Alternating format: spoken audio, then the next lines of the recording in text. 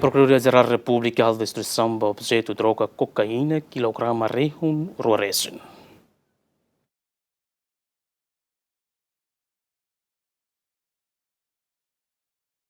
E a segunda Procurador-Geral da República Hamuto o Gabinete de Combate à Corrupção e Crime Organizado, PNTL, Direção de Investigação Criminal Nacional, no Polícia Científica de Investigação Criminal, a destruição do objeto droga cocaína, o narantetamina, o quilograma rihun rua, cianulo resinhat e Hospital Nacional.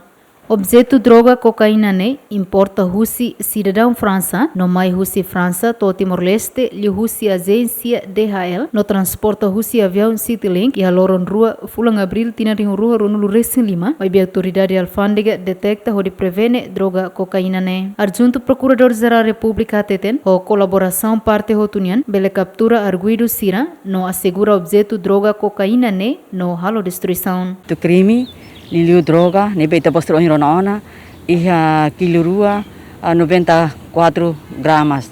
Ne ita hal destruição ona, tam processo irane selao, tam processo 2025 ninyang, processo selao, antambe amila vele colher detalhadamente, quando vai continuar o processo, destruição do objeto irane, tamba irane barak, ita vele diangkat, ita faangkarik, hasa emasirabe, arguido sira, o suspeito sira faangkarik, irene osahira matama, mas infelizmente tamba colaboração parte hotu ninha, ita consegue cair, arguido sira e agora dá sira é prisão preventiva.